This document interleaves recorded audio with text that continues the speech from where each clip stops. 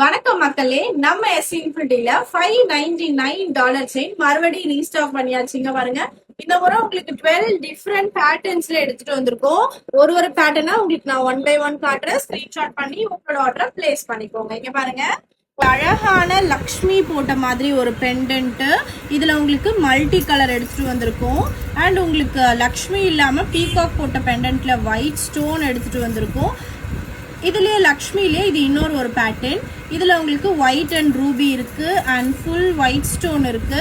அதுலயே மல்டியுமே உங்களுக்கு அவைலபிள் இருக்கு. இங்க பாருங்க, இதுவும் ஒரு பீகாக் பேட்டர்ன் தான். இந்த பேட்டர்ன்லயும் உங்களுக்கு 3 டிஃப்ரெண்ட் கலர்ஸ் எடுத்துட்டு வந்திருக்கும்.